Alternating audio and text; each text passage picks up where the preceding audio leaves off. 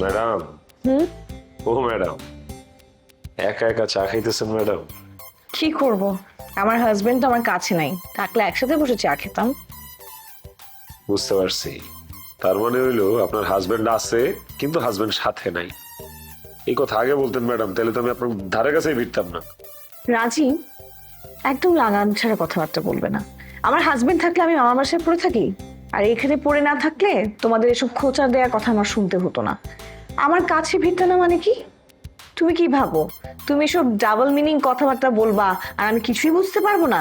আমি কিন্তু সব বুঝি। ম্যাডাম, আপনি সব বুঝেন কিনা জানি না, কিন্তু আপনি অনেক ভুল বুঝেন। আপনার সাথে আপনার পাশে এসে বসে সময় দেওয়ার মতো একটা লোক নেই। আমি বান্দা আপনার ড্রাইভার, আপনার পাশে এসে আপনার সময় দিয়ে আপনার সাথে একটু কথা বলি। আপনি কেন আমার ভুল বুঝেন? আমি যখন আপনার সাথে কথা বলি, আমার কথা যখন আপনার মনের মধ্যে হিট দেয়, তখন কিন্তু আপনি একটু চাঙ্গা হন ম্যাডাম। বাদ বাকি টাইমে আপনি তো মনমরা হয়ে বসে থাকেন। আমার কথাগুলা আপনার মনের মধ্যে যখন ঢুকে, আপনার মধ্যে একটা একটা উত্তেজনা কাজ করে, আপনার একটা মনের এক্সারসাইজ হয় না ম্যাডাম? হ্যাঁ বলেন, অস্বীকার করতে পারবেন? ঠিক, আসলেই তো তোমার কথা শুনে আমার মনের মধ্যে, হ্যাঁ, আমি মানে জীবিত হয়ে উঠি। বাকিটা সময় আমার মনটা আসলে মরে থাকে। রাজীব, তুমি এত সুন্দর করে কি করে কথা বলো বলো তো? আমি না বুঝতে পারি না। তুমি এত সুন্দর করে গুছিয়ে কথা বলো, মানে আমি এত পড়ালেখা করেছি অথচ মন নিয়ে এভাবে কখনো ভেবেই দেখিনি। তুমি ঠিক, আমার আসলে মনটাই মরে গেছে। তুমি এসে কথা বলো, মনে হয় যেন মনের গোড়ায় পানি দাও, এরপর একটু বেঁচে উঠি, আবার মরে যাই। এখন না আমার আর বাঁচতে ইচ্ছে করে না। বাঁচতে ইচ্ছা করে না না? এই কথাটা শুনলে কিন্তু ম্যাডাম খুব কষ্ট লাগে আমার, জানেন? আর এই কথাটা আমি বলতে পারি, আমার কোনো চাল চলে নাই, আমি মরে যেতে পারি। আপনি কেন এসব কথা বলবেন? আপনার তো কোনো কিছুর অভাব নেই, কমতি নাই। আমার সব আছে, আমার কিছুই নাই।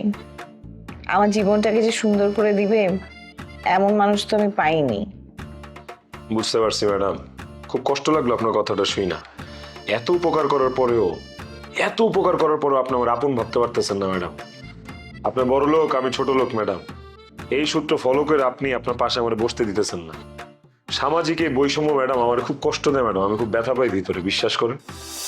রাজীব, আমি তোমাকে প্রথমেই বসতে বলতাম, কিন্তু মামি হুট করে এসে দেখলে আবার কি না কি বলে। আমি এসব কথা শুনতে চাই না। এই কারণে প্লিজ আমাকে একতরফা দোষারোপ করবে না, আমার দিকটাও ভেবে দেখবে। আপনার মামি এক লোকের হাত ধরে চলে গেল, আমি কোনো মতে তারে দেখে লুকাই গেছিলাম, বুঝছেন? ওই বেটির সাথে আমি আর দেখা করতে চাই না ম্যাডাম। আল্লাহ ওই বেটির সাথে আমার আর দেখা না করাক। আমি আর পারতেছি না ম্যাডাম, আমার পা ব্যথা করতেছে, আমি একটু বইসাজি। রাজীব, ভয়ের কোনো কারণ নাই তো ম্যাডাম। আমি জানি ঠিক আছে, কিন্তু মামি কোন লোকের সাথে গেল তুমি একটু দেখবে না, যদি কোনো অঘটন ঘটে। উনি ইচ্ছা করে অঘটন ঘটাইতে চায়, আমি কিছু কইতে গেলে আমারে ফাঁসায় দিব, উল্টা পাল্টা ছল চাতুরি কইরা আমারে কট দিয়ে দিব। আমি তো চিনি আপনার মামিরে। আহা, ফাঁসানোর সুযোগ না দিলে তো ফাঁসাতে পারবে না। তুমি মামির সাথে একটা সুসম্পর্ক বজায় রাখবো, তাহলে তো হয়ে গেল। আপনি ম্যাডাম, আপনার সাথে আমি সব কথা খুলে বলতে পারবো না, সেই জন্য আর কথা বাড়াইতেছি না। উনি আমার যে ধরনের অফার দেয়, এই সব অফার তো আমি মানতে পারবো না ম্যাডাম। আমার প্রেমিকাকে ঠকানোর মতো মানুষ তো আমি না ম্যাডাম, এসব আমি পারবো না ম্যাডাম। আমার চরিত্র সম্পর্কে আপনার কোনো ধারণাই নেই ম্যাডাম। আচ্ছা, তোমার ডার্লিং কে? মানে তার সাথে আমাকে একদিন পরিচয় করিয়ে দাও। অসম্ভব ম্যাডাম, আমার ডার্লিং এর সাথে আপনার পরিচয় করায় দিলে আমার চাকরি ফুল এন্ড ফাইনাল নট। কেন? আমার ডার্লিং যদি দেখে আমি আপনার মতো একটা অবিবাহিত এত সুন্দরী একটা মেয়ের চাকরি করি, ডিউটি করি, সে তো ধরে নিবে যে আমি আপনার প্রেমে পড়ে যাবো। আচ্ছা থাক, তাহলে দেখা করানোর দরকার নেই। মানে ওরা হয়তো অতটুকু বুঝবে না যে প্রেম অত সহজ না। সত্যি ম্যাডাম, প্রেম কি এত সহজ বলেন? ম্যাডাম, আমি তো আপনার চাকরি জোগাড় করে দিলাম, এবার আপনার জন্য একটা পাত্র জোগাড় করে দিই, দেখবেন আপনার মনটাও ফুরফুরা হয়ে যাবে। আর বিয়ার কথা শুনলে তো মরা মানুষও যেতে হয়ে যায়, পুলকিত হয়। আমি পুলকিত হব না, যেটুকু উপকার করেছো অতটুকুতে সীমাবদ্ধ থাকো।